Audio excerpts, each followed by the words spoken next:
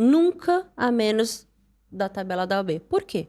Porque senão você está desvalorizando o seu trabalho e dos demais colegas, que é o que acontece muitas vezes, né? Ah, doutora, você cobre o valor de fulano? Você me cobrou 5 mil, semana passada, você me cobrou 5 mil numa ação, que é o preço, né, da tabela. Fulano me falou que faz tudo por 1.000. Você cobra?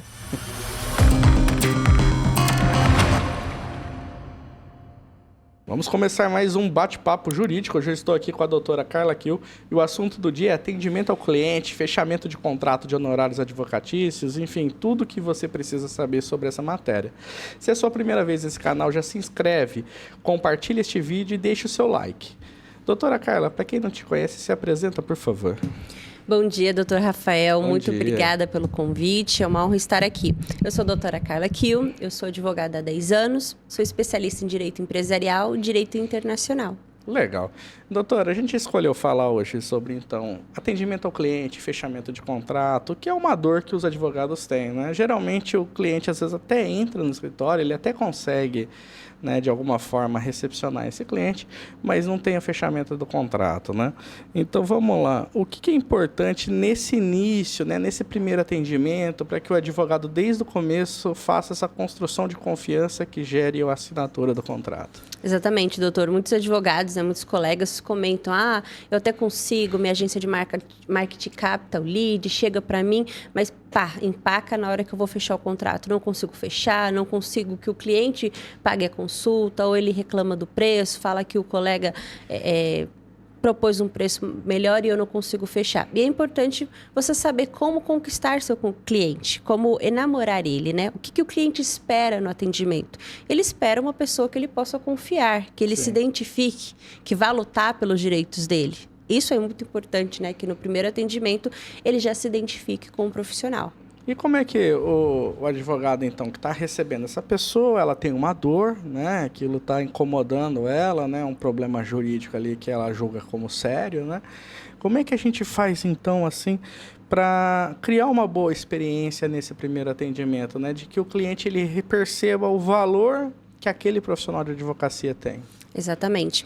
Eu gosto de falar, né, para alguns colegas, alguns grupos que a gente tem de apoio a esses jovens advogados, que é importante a gente aplicar o que a gente chama de método Disney, né? O que é o método Disney? É o método de encantamento do cliente. Esse método Disney, ele se chama HEARD, que é o quê? Você escutar o cliente, você simpatizar, você se desculpar se for necessário, você resolver o problema dele e você diagnosticar o que precisa ser feito, o que pode ser melhorado naquele processo. Então, quando o cliente chega até nós, profissionais, é importante que ele se encante. Nossa, esse profissional é excepcional, ele tem um quê a mais. Ele vai realmente enfrentar por mim os problemas e eu posso confiar nele em todo o processo, durante todo o processo. Legal.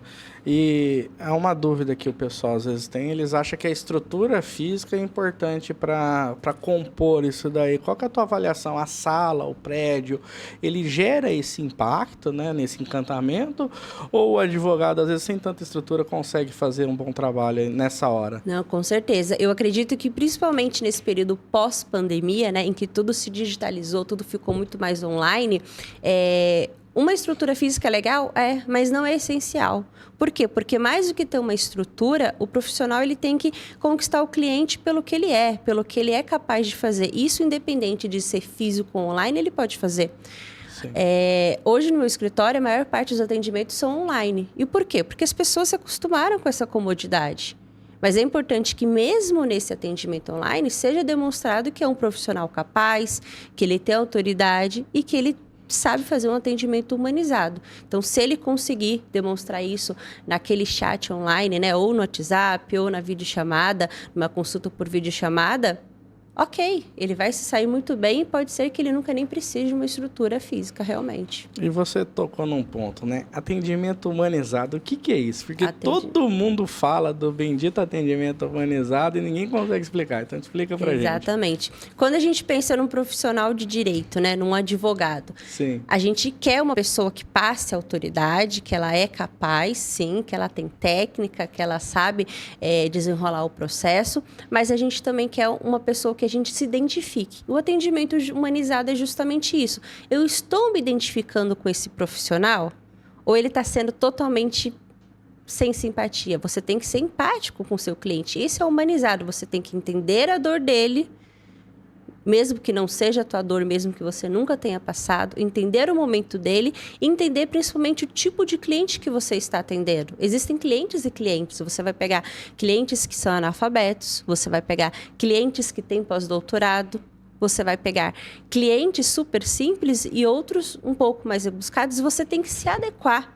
O mesmo atendimento não vai caber para todos os tipos de clientes. E o humanizado é justamente isso, você se adequar ao tipo de cliente que você está atendendo. Legal, doutora.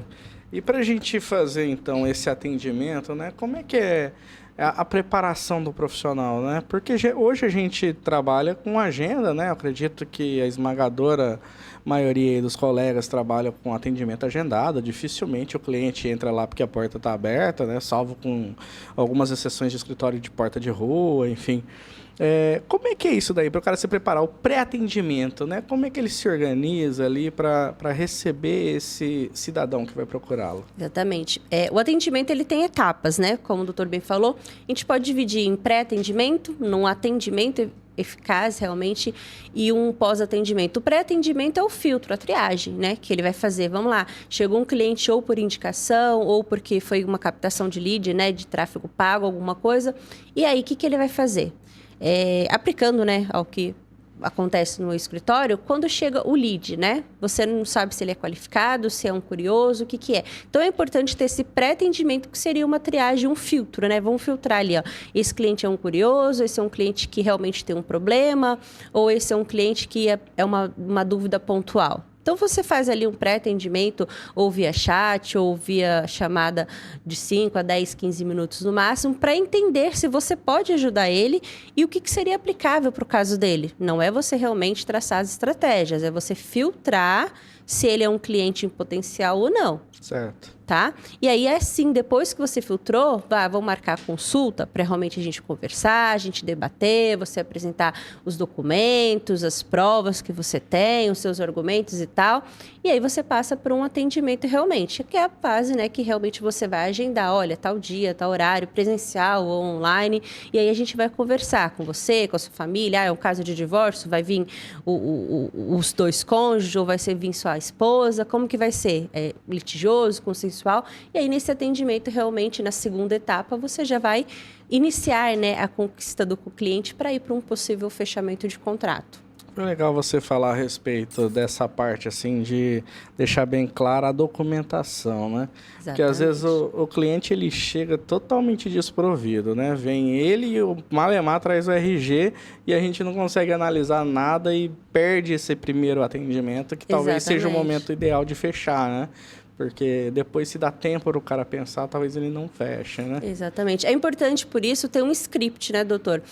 Vamos lá, qual é a sua área de atuação? Eu atuo com direito de família. Qual que vai ser o meu script para atendimento? O que eu preciso nesse filtro aplicar? Então, eu já vou ter esse script para falar, olha, o senhor quer agendar comigo? Para a gente analisar melhor o caso, eu preciso disso, do seu RG, da sua carteira de trabalho, se for uma ação trabalhista, preciso, é um inventário, preciso dos documentos do imóvel. Já venha com esses documentos, para você não perder a consulta. Sim. Porque nessa consulta é o momento de você mostrar que você sabe do que você está falando, e de você conseguir falar, olha, diante desse problema, eu tenho a solução, eu sei o que fazer, é isso. E já ir passar para a fase do contrato. Então, ele vai te dar muito mais, vai se sentir muito mais confiante se você já demonstrar o que pode ser feito. E para isso, a gente realmente precisa dessa ajuda, né? De ter os documentos, para colaborar com as explicações, com a história do cliente. Então, é importante você chegar já passar, né, no pré-atendimento os documentos que você precisa. Nesse ponto até é importante, até fugindo um pouquinho do atendimento,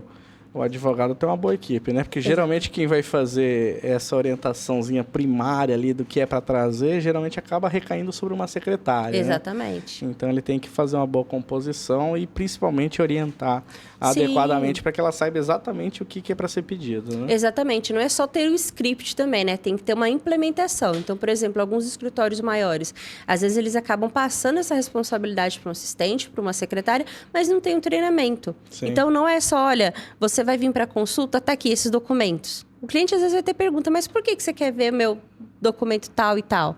Não, então explica, olha, para analisar o caso, a gente precisa disso. Então é importante que essa equipe, né, que vai fazer esse pré-atendimento, se não for o próprio advogado, ele explica, a gente precisa disso para conseguir, né, sempre assim, ó, focando na dor, para conseguir te ajudar, para dar uma maior explicação para o senhor, para conseguir analisar as possibilidades jurídicas, eu preciso desses documentos. Legal.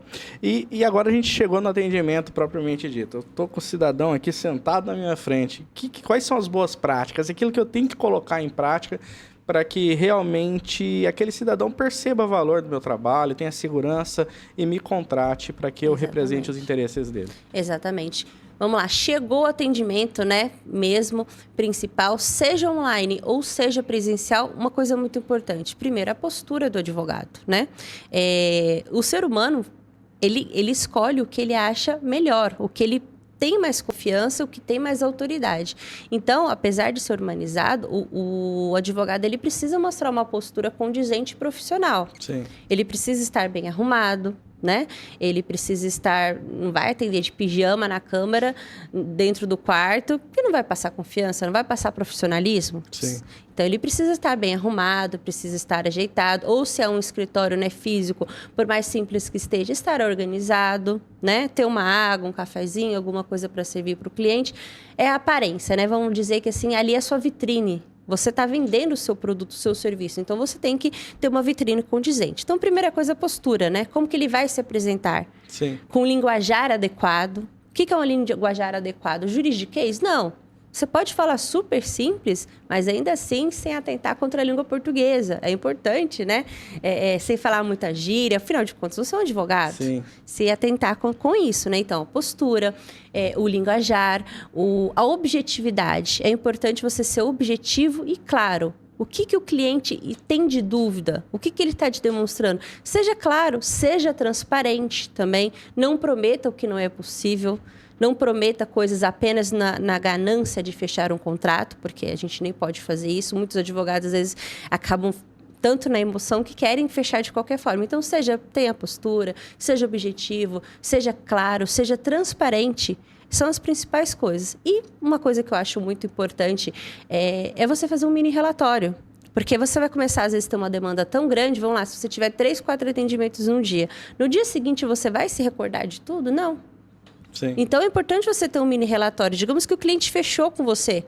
E aí? Você vai ter que conversar de novo com ele para lembrar? Então, já vá fazendo um mini relatório. Como você vê a questão da gravação ambiental do atendimento e depois a transcrição ou o armazenamento dessa gravação? Acho interessante. Alguns que tenham, né, essa possibilidade de fazer, às vezes a gente está fazendo pela videochamada. Guarda lá no Discord ou em alguma outra coisa. Faz por exemplo, lá no escritório a gente utiliza o OneDrive. Então, todas as pastas de clientes estão no OneDrive. Se você fez um atendimento e você não consegue fazer o relatório na hora, porque às vezes a pessoa não consegue falar e já transcrever e tal. Faça a gravação e depois faz a transcrição. Sim. Tranquilo, ótimo. Vai te ajudar muito na hora da fase da peça processual. Ou então, se você não tem como fazer a gravação, armazenar e tudo mais, pelo menos faça um mini relatório. Olha, estou no atendimento e não tem problema nenhum. Você conversando com o cliente fala, olha, eu estou aqui anotando o que você está me falando, justamente para aplicar melhor. Eu tenho uma colega, por exemplo, que um cliente interpelou ela, falou, você pediu tal coisa, a gente perdeu e fomos condenados à sucumbência em cima disso daqui. E eu não pedi para você entrar com isso. E ela tinha a gravação ambiental e mostrou, tá aqui, ó, o momento Exatamente. Em que a gente conversou sobre isso, você foi alertado do risco e você aceitou o risco. Exatamente, então, exatamente, assim, é muito teve importante. muita clareza e ela tinha a gravação mostrando exatamente isso. Exatamente. Acho importante, tocando nesse ponto também, às vezes quando tem casos bem controversos, por exemplo, na seara criminal, né? O cliente às vezes vai te falar a verdade, às vezes não vai te falar, e ali o risco é a liberdade dele. O que é muito importante que a gente costuma fazer no escritório também nesses casos ou em alguns outros casos complexos? O histórico assinado. O histórico assinado. O que seria isso? Olha, doutor, eu estou te contando a minha versão dos fatos, é esta.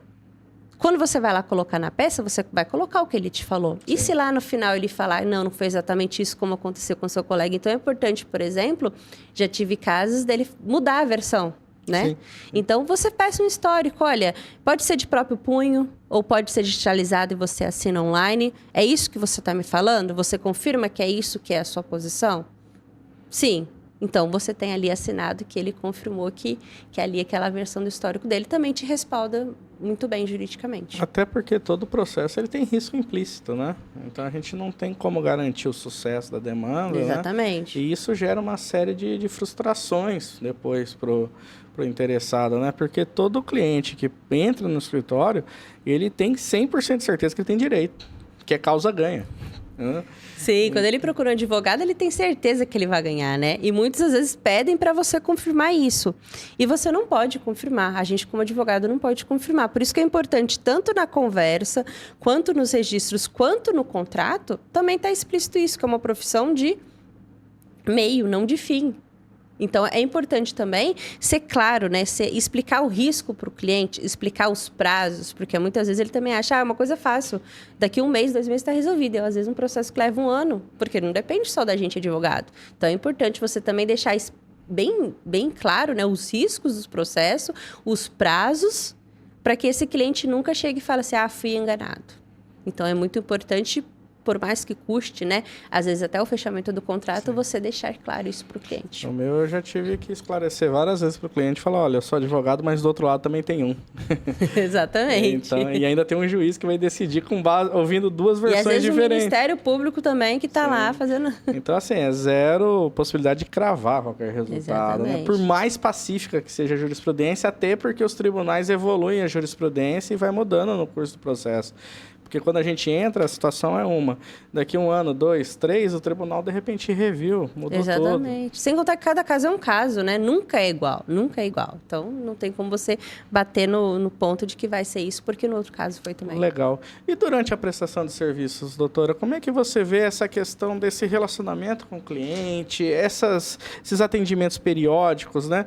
O famoso, o cliente marcou para saber o andamento do processo. Como é que é isso daí na sua ótica? Hoje existem vários programas, né, várias plataformas que você pode ter o cliente já informado sistematicamente toda vez que tem um andamento no processo, o que é bem interessante. Sim. Porém, essas plataformas, elas vão mandar o andamento tal qual está no processo, o que muitas vezes não é claro.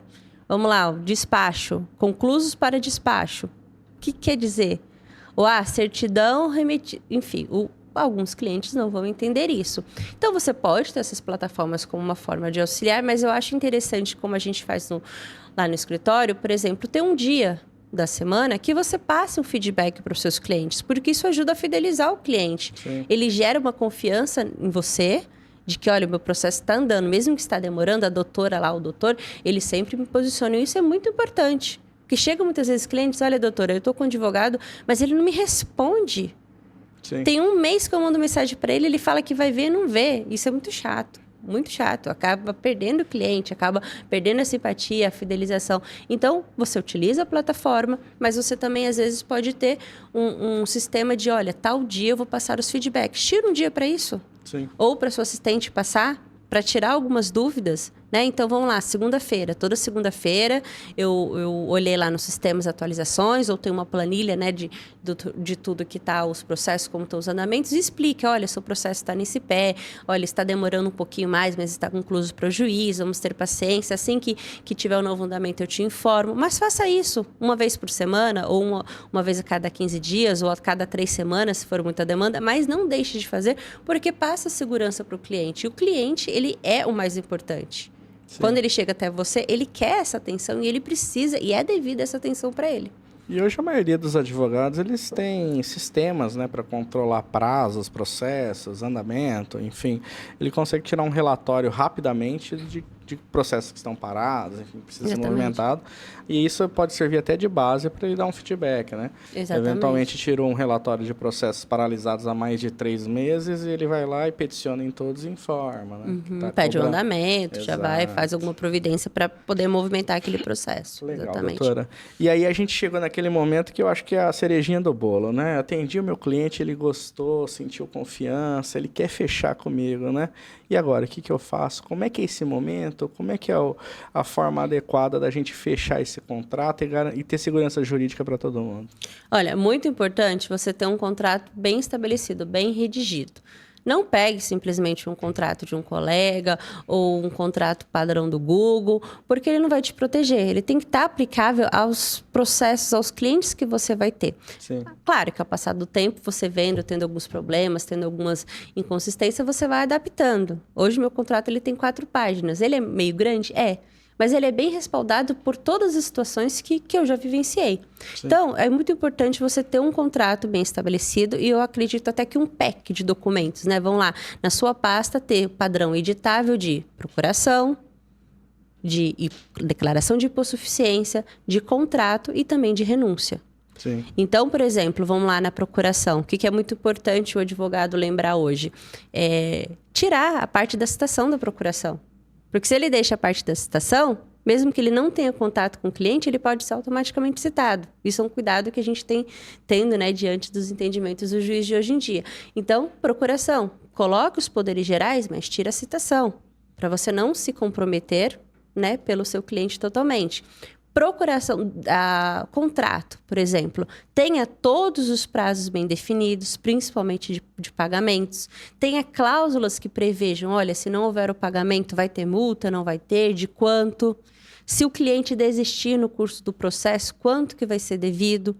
E tenha estabelecidas as obrigações das duas partes. A sua como advogado, obviamente, dentro do que a OAB estabelece, mas também a do cliente. Olha, por exemplo, documentação. Cliente, às vezes estou atendendo uma empresa. Você recebeu uma documentação, você tem que imediatamente me encaminhar. Você tem tantos dias para me encaminhar. Porque senão o cliente vai falar assim, doutor, mas você não está olhando aí no processo? Eu não sabia que eu tinha que te encaminhar.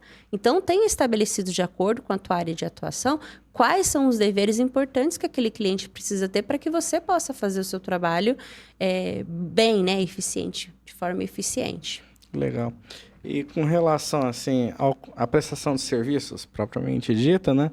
É legal deixar bem claro se você vai trabalhar só no processo de conhecimento, se vai trabalhar na fase recursal e assim por diante, né? Eu vou contar um problema que eu tenho no escritório. Contratos antigos, né? Em que contrato de resultado, cota litis, houve revogação de tutela e agora está a fase de cobrança, né? Da autarquia cobrando honorários advocatícios dos clientes. E aí, defendo, não defendo? Como é que fica isso? Não tinha previsão contratual, o contrato era nebuloso, né? Não previa isso daí. Até então, né? Lá atrás, no começo da advocacia, né? A gente tem esses problemas para resolver. Quebra um pouquinho a cabeça, exatamente. Com o tempo a gente vai aprendendo, né? Então, eu também já tive questões lá no escritório de clientes questionando, né? Chega o final da primeira instância. Doutora, você vai continuar me representando, né? Ou numa execução, tipo, ganhou o processo, mas não levou, né? Teve uma sentença procedente, mas ainda não recebi. Ou seja, o devedor não pagou espontaneamente. E agora, doutora, o que acontece? Bom, agora entra a fase de execução. Sim. E principalmente aqui no estado de São Paulo, a fase de execução, você tem que novamente entrar com um processo, recolher as custas novamente e explicar isso para o cliente, às vezes é complicado. Ele, não, mas eu já te paguei, você tem que terminar o processo. E aí? Você tem que colocar, então, no seu contrato o que está incluso. Você vai atuar no processo ad eterno, sim, que é muito complicado, ou você vai atuar por instância, e ali estão inclusos os recursos, eventual agravo de instrumento, agravo ou embargos, vai estar incluso ou não. E as execuções? Você faz o processo de conhecimento também, vai fazer as execuções ou não está incluso. Então, é importante você ter isso estabelecido no processo, porque para o cliente não é automático, para ele é processo. Sim. Processo, para ele, você vai atuar até ele conseguir o que ele quer. E, na verdade, isso é importante até para dimensionar o valor dos honorários, né? Exatamente. Porque se eu vou atuar em primeira instância, ou na fase administrativa em primeira instância, os honorários são uns. A fase recursal, ela contempla anos a mais de litígio, né? Então, tem que ver exatamente onde eu vou parar a minha prestação de serviço. Exatamente. E, às vezes, em alguns casos também, eventual pontuação de horas técnicas, né? Sim. Porque você faz as peças, mas tem horas técnicas que se você trabalha para uma empresa, por exemplo, não são só os processos. Você tem que emitir relatórios, até porque a contabilidade, a diretoria da empresa precisa disso. Então, você vai pontuar as horas técnicas. Olha, eu estou fazendo a defesa processual e também vou fazer um parecer geral. Enfim, você precisa ter bem estabelecido. A questão de sustentação oral nos tribunais, né, que demanda uma preparação do tribunal, do advogado para realizar. Às vezes deslocamento, né? Porque às vezes é presencial, então você... O advogado ali para fazer uma sustentação, ele perde mais de um dia. Exatamente. Então, assim, que ele não pode fazer nada, ele não pode atender, ele não monta uma peça, ele está só se preparando para sustentar oralmente e apontar todo o problema daquele processo, enfim, onde fundamenta o direito daquele cliente. Exatamente. Aconteceu comigo ano passado, eu fui fazer uma sustentação oral em São Paulo, um caso de família, e realmente a gente tive que sair 5 horas da manhã, porque lá começa às 9, então às 9 você já tem que estar lá, tem que contar com o trânsito e tal, tem que estar lá vestidinho, né?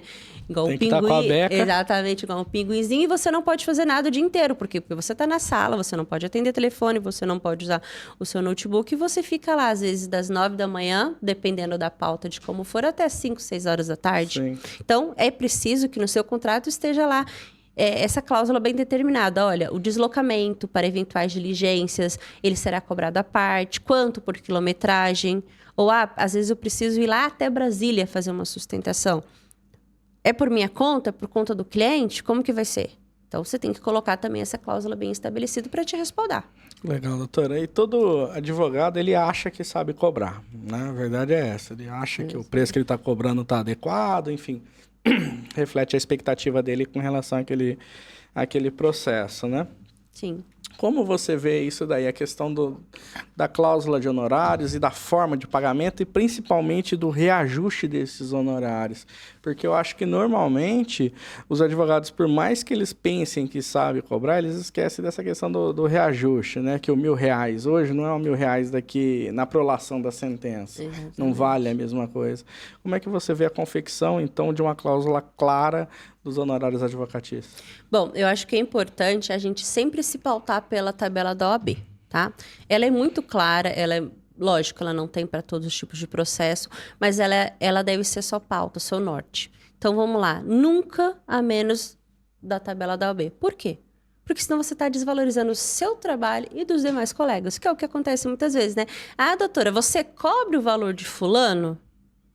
Você me cobrou 5 mil, semana passada, você me cobrou 5 mil numa ação, que é o preço, né, da tabela. Fulano me falou que faz tudo por 1.000. Você cobra? Olha, vinho barato te dá dor de cabeça, entende? Então você tem que se valorizar. Não é só querer pegar, mas saber que o seu trabalho demanda estudo, demandou estudo e vai demandar o estudo do caso e se pautar por aí. Lógico, você pode ajudar, né? Ah, o cliente não tem tantas condições. Parcela. Faz mais a prazo. Os R$1.000 de hoje não é os R$1.000 de amanhã. Então, olha, tendo atraso ou tendo que executar, coloca lá os juros pelo do tribunal, né? Juros de mora na proporção do tribunal, que daí você vai ter uma atualização. Ou se for um contrato de mensalista, por exemplo, geralmente os contratos com empresa de mensalista a gente faz de 6 meses ou de 1 ano. Sim. Então, a cada 6 meses ou a cada 1 ano, eu vou reajustar pelo índice qual? Do tribunal ou do IPCA? Coloque esse índice, porque realmente, do jeito que a nossa economia anda, 6 meses, daqui 6 meses, R$1.000 não estão valendo R$1.000. Então, coloque bem estabelecido no seu contrato esse reajuste. Qual que vai ser? Vai ser o IPC? Vai ser o IPCA? Qual que vai ser? Legal. Eu tive um caso que foi bem curioso, né? O cidadão, ele procurou o escritório, né? A gente trabalha com a área previdenciária. Explicamos para ele, orientamos, enfim, o que a gente ia fazer. Ele falou, doutor, vou pensar. Saiu, não voltou, ok, perdemos esse contrato. 2, 3 anos depois, ele volta, doutor, eu dei entrada lá como advogado, deu errado. Aí eu queria que o senhor pegasse para fazer, né? Eu olhei, eu vi qual foi o que a colega não observou, né? Falei, não, dá para consertar, é assim, assado e tal. Meus honorários estão tanto.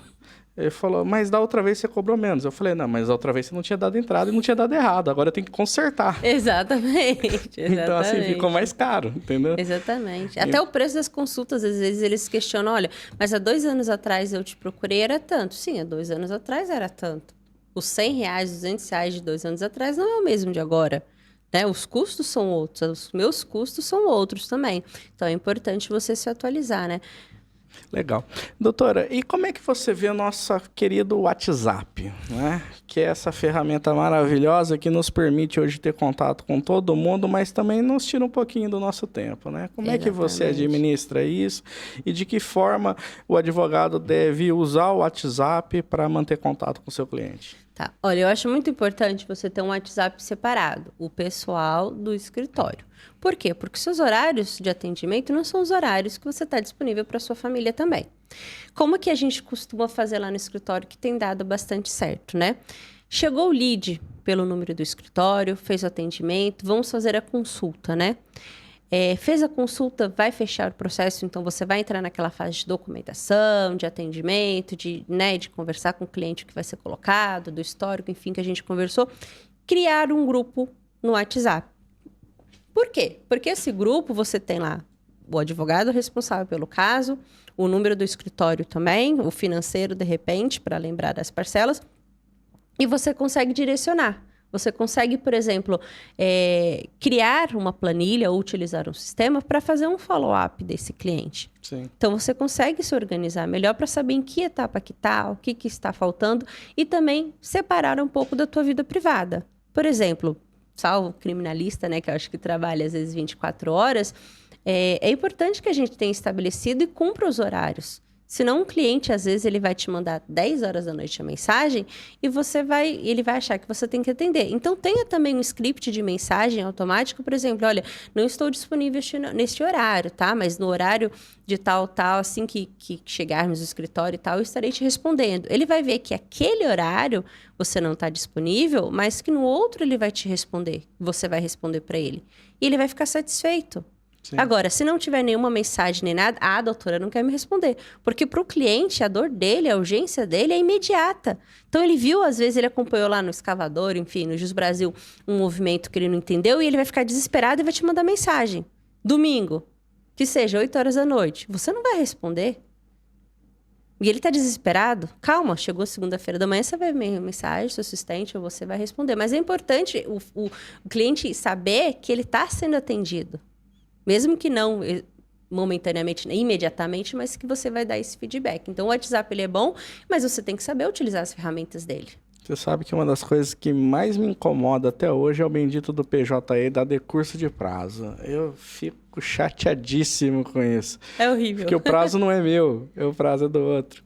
E assim, o que eu já pedi de modificação na ouvidoria para parar com isso, para você ter uma opção de desmarcar, né? Dar ciência sem dar decurso de prazo, né? Sim, o cliente fica desesperado. Nossa, porque doutor, você saco. perdeu o prazo? Não, o decurso é para outra parte. Ou eu já protocolei isso. O prazo não é meu. Exatamente. Nossa, eu tenho um ódio mortal do PJE por conta disso, doutora. É verdade. E quem tá com o WhatsApp errado, né? Então, vamos lá. O advogado, ele normalmente, ele começa, ele não pensou nisso, né? Ele tem o WhatsApp dele, o WhatsApp que ele utiliza, né, a vida toda, né? Aquele número. E hoje, montou o escritório, estou trabalhando, o escritório cresceu, 10 anos de carreira e é o mesmo número. Exatamente. Como é que eu faço agora, doutora? Porque tem que ter um jeito de eu resolver isso.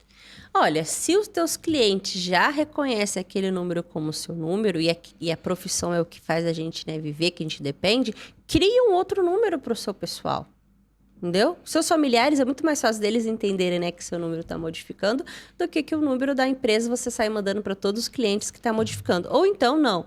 Vou começar uma nova campanha, um novo tráfego pago, então você já compra um novo chip, né, um novo número para aquele tráfego pago, para aquelas campanhas já virem a partir dali. Mas eu acredito que manter o número original seja o mais ideal, né? Para aquele cliente, para os clientes que você já tem, se já tem um tempo que você está atuando para você fazer. Isso foi o que eu fiz com o meu. O meu número pessoal já tem, acho que há uns 10 anos.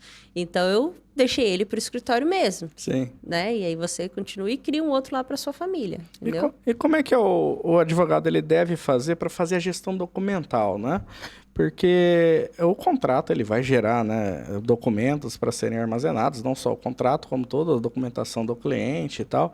Mas, assim, eu acho que o principal para o advogado é o contrato. Ali está o coração para ele poder receber os honorários depois, né? De que forma você vê essa gestão documental? É melhor manter a gestão física, a gestão na nuvem, ter só contratos físicos, só contratos na nuvem, manter híbrido, enfim. Como é que você vê a melhor prática? Olha, falando sobre a adequação, né, daquele atendimento inicial ao cliente, tem muito cliente ainda que ele quer o contratinho físico. tá? Sim. Por incrível que pareça. Ou um cliente mais simples, ou aquele que acha que só vale se ele tá com papel ali na mão, e tá tudo certo, tá tudo bem. Mas pra gente advogado, pra gente ter uma segurança e até pra gente ter um controle, é importante que mesmo que aquele cliente tenha assinado ali um papelzinho físico, você digitalizar. Sim. Por quê? Porque é muito mais seguro. Quem garante que você não vai perder, que não vai sumir e tal, aquelas pastas, né? Então, o que nós temos feito no escritório, contratos mais antigos, ou, por exemplo, armazenagem de documentos, pelo menos 5 anos, né? Sim. Digitaliza tudo e cria um Google Drive, um OneDrive. Hoje, o OneDrive, você tem lá um não sei quantos megas, né, para você utilizar, e cria tudo ali. A gente utiliza, assim, a pasta do cliente online, OneDrive. Dentro da pasta do cliente tem os documentos dele, documentos nossos, ou seja, contrato, procuração e tal, e documentos do caso, as peças, né, as provas, etc. Porque ali você vai ter o controle. E sincroniza, né? Sincroniza no sistema do escritório, nos computadores dos advogados, estagiários e tal, e sincroniza no teu também. Porque por ali você vai poder ter no seu celular o controle. Então, por exemplo, sei lá, você está viajando, um cliente te questionou alguma cláusula do contrato. Tá ali no OneDrive, tudo você tem acesso e você não vai perder. Faça backup. Ali você está respaldado. Se ele não te pagar, daqui 5 anos, acabou o processo, ou ele parou de pagar, você ainda tem ali tudo certinho para você conseguir executar um contrato. Legal, e você falando, né, sobre a importância da digitalização, né? Eu tenho uma colega advogada que ela tem um escritório aqui numa torre de escritórios, uma torre empresarial, né? E ela mantinha um arquivo físico, os equipamentos todas na sala, né? Num final de semana prolongado, teve vazamento no andar de cima e simplesmente alagou tudo, molhou arquivo, molhou carteira de trabalho de cliente que estava ali armazenado, enfim. Foi um pega para capar. Daquele dia em diante, ela não mantém mais nada no escritório. Ela tem ela montou quase um cofre para guardar os documentos de forma física, né? Sim, eu pessoalmente não gosto de pegar documento original nem físico com cliente, né? Eventualmente um cliente lá, né, que não consegue digitalizar, enfim, eu recolho o documento, eu peço um prazo para a gente digitalizar e depois eu devolvo. Por quê? Justamente por conta desses riscos, né? E aí é importante você também fazer uma declaração, olha, declaro o cliente, né, declaro que recebi todos os documentos originais e tal, porque às vezes ele mesmo perde, vamos lá, uma trabalhista que demore 2, 3 anos, às vezes ele perdeu a carteira de trabalho dele, doutor, tá com você. Já aconteceu comigo. Sim. Doutor, eu deixei um documento com você, não sei o que lá, eu não tô achando. Você pode me devolver? Ele, não, eu não fico com o documento. Ele, não, eu lembro que eu te entreguei, tá. Aí eu peguei e tinha lá a declaração, declaro que recebi no dia tal. Então, você se respaldar, porque às vezes acontece, não é por maldade, mas às vezes, né, o cliente mudou de casa, enfim, não tá achando algum documento, então você não ser responsabilizado também por estes documentos, né? Legal. Doutora, a gente tinha combinado ficar meia horinha aqui conversando, foi muito legal. Eu agradeço demais a senhora ter vindo aqui, enfim, ter ajudado a esclarecer, dar uns insights para quem tá querendo trabalhar de uma forma melhor. Sim, né? E eu vou abrir o microfone para a senhora se despedir. Tá jóia. Doutor Rafael, muito obrigado pela oportunidade. Aproveito para falar que a gente tem um grupo de WhatsApp, né, que já tem vários de advogados, tá? Mas a gente tem um grupo para acolher jovens advogados, dar algumas dicas, exemplos de documentos e tudo mais. Quem quiser, super bem-vindo. E falar que é isso mesmo, a advocacia é uma profissão para fortes, né? Para corajosos, e que é importante a gente se apoiar como advogado, né? A gente se apoiar, ajudar os outros, a gente ajudar também aqueles que às vezes não conseguem se informatizar, estão vindo aí com o sistema EPROC, né? Ser solidário, ajudar uns ter mais facilidades que os outros não, porque é isso, a gente faz a força através da união. E te agradeço muito, né, pela oportunidade de estar aqui hoje. Então é isso, por hoje é só. Siga as nossas redes sociais, acompanhe o nosso trabalho, se inscreve neste canal e até o próximo episódio.